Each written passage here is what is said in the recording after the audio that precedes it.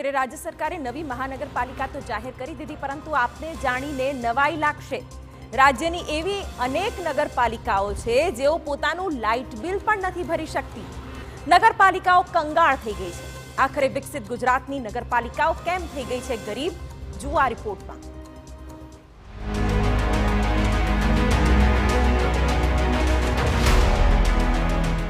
નગરપાલિકાઓ થઈ કંગાળ, light bill ભરવાના પણ નથી રૂપિયા। નાગરિકોને કેવી રીતે મળશે સુવિધાઓ? કેમ નગરપાલિકાઓ પાસે નથી રૂપિયા? મહાનગરપાલિકાઓની જેમ નગરપાલિકાઓ વિસ્તારમાં વસતા લોકોને પ્રાથમિક સુવિધાઓ આપવાની જવાબદારી નગરપાલિકા તંત્રની છે, પરંતુ જો નગરપાલિકાઓ જ લાઇટ બિલ ભરી શકે એવી સ્થિતિમાં ન હોય તો આવી નગરપાલિકા વિસ્તારમાં રહેતા લોકોનો ભગવાન જ માલિક છે।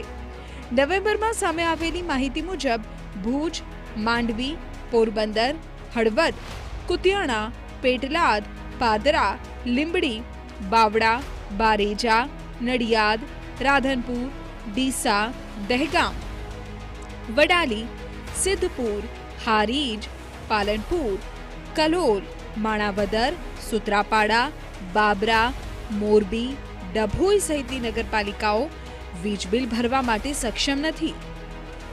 કોંગ્રેસ પાર્ટીનો સ્પષ્ટ આક્ષેપ છે કે રાજ્ય સરકારે 15મા નાણાં પંચની ભલામણોને અવગણી હોવાથી 1000 કરોડ રૂપિયાનું નુકસાન થયું છે।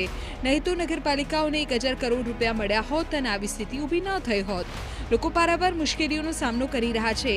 પ્રાથમિક સુવિધાઓ ન હોવી અને 15મા કેન્દ્રીય નાણાં પંચ દ્વારા રાજ્ય નાણાં પંચ બનાવવા માટે વારંવાર કહેવામાં આવ્યું, પરંતુ તે બાબતે નિર્ણય લેવાયો નહીં।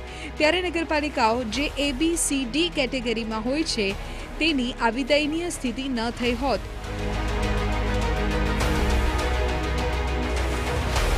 આ ઉપરાંત વહીવટી આયોજનનો અભાવ તેમજ આડેધડ વહીવટોને કારણે આવી સ્થિતિ ઊભી થઈ છે। સૌથી મોટી છેલ્લા 10 વર્ષની અંદર આ પરિસ્થિતિનું નિર્માણ થવા પાછળનું કારણ જો હોય તો એ સૌથી મોટું 15મા નાણાં પંચમાં સરકારને સ્પષ્ટપણે કહેવામાં આવ્યું હતું, રાજ્ય સરકાર, કે તમે તમારું સ્ટેટ ફાઇનાન્સ કમિશન બનાવો। કેન્દ્રનું નાણાં પંચ આવે એ કમિશન પોતે રાજ્યોને જુદી જુદી સ્થાનિક સંસ્થાઓ માટે નાણાં ફાળવતું છે। 15મા નાણાં પંચમાં દેશના અનેક રાજ્યોએ પોતે કીધું અને એનો લાભ પણ સ્થાનિક સંસ્થાઓને એના માટેની ગ્રાન્ટ નહીં મળી। ગુજરાતે નાણાં પંચની રચના ન કરવાના કારણે ગુજરાતને 1000 કરોડ કરતાં વધુના નાણાંનું નુકસાની થયું। એટલે તમે વિચાર કરો, 100 નગરપાલિકાને 1 કરોડ રૂપિયા વધારાના મળી શક્યા। 1000 કરોડ એટલે એક નગરપાલિકાને 10 કરોડ રૂપિયા આપી શક્યા। સરકારની નીતિ હોત અને સરકારે જો સમયસર કેન્દ્રીય નાણાં પંચની સૂચનાનો અમલ કર્યો હોત, 15મી નાણાં પંચના જે ભલામણ હતી એની એ ફરજિયાત હતું, તો જ તમને 1000 કરોડ રૂપિયા મળે।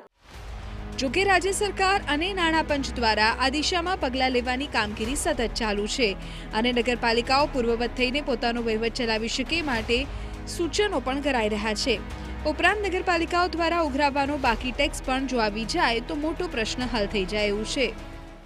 તો આ નગરપાલિકાઓને ના રહેતા લોકોને સારામાં સારી સુવિધા મળે, એમનું જીવન ધોરણ ઊંચું આવે, એમનું જીવન સરળ બને, એ માટે સરકાર તમામ રીતે પ્રયત્નશીલ છે। ને આપણે સૌ જાણીએ છીએ કે કેન્દ્ર સરકારની અને રાજ્ય સરકારની અનેક યોજનાઓ છે, જલ જીવનને અનેક બીજી યોજનાઓ છે કે જેના કારણે લોકોના પ્રાથમિક સુવિધાઓ પહોંચાડવાની સફળતાપૂર્વક કામ થઈ રહ્યું છે। પણ જેમ આપણે વાત થઈ તેમ એનો નિભાવ કરવો અને એને મેન્ટેન કરી અને એનો ગ્રોથ જે છે એને સસ્ટેન કરવા માટે ચોક્કસ એક ચેલેન્જ છે અને એના માટે રાજ્ય સરકાર ખૂબ મહેનત કરી રહી છે અને રાજ્ય સરકાર આગામી બજેટમાં અને ભૂતકાળના બજેટોમાં પણ વધારે ને વધારે જોગવાઈ કરતી રહી છે અર્બન ડેવલપમેન્ટ માટે। રાજ્યની 150થી વધુ નગરપાલિકાઓમાં 57 નગરપાલિકાઓ આર્થિક સંકળામણ અનુભવી રહી હોય તેમજ 42થી 45% લોકો જ્યારે શહેરી વિસ્તારમાં રહેતા હોય ત્યારે લોકોને સુવિધા આપવી એ પણ એટલી જરૂરી છે। નગરપાલિકાઓ દ્વારા પણ બાકીનો ટેક્સ વસૂલવા માટેની દિશામાં નક્કર કામગીરી કરવાની દિશામાં કામ કરવાની જરૂર છે। ઉપરાંત સરકાર અને નાણાં પંચ પણ પોતાના સૂચનો અને બજેટ પ્રાવધાન કરીને આવી નગરપાલિકાઓને આવનાર 1 વર્ષમાં પોતાને પગભર થાય એ પ્રકારે આયોજન કરી રહી છે। આવનારા સમયમાં સ્થાનિક સ્વરાજની ચૂંટણીઓ આવી રહી છે અને એવામાં સરકાર સામે આ મુદ્દો એક મોટો પડકાર બની શકે છે। અમદાવાદથી સચિન પાટીલ સાથે બ્યુરો રિપોર્ટ TV9।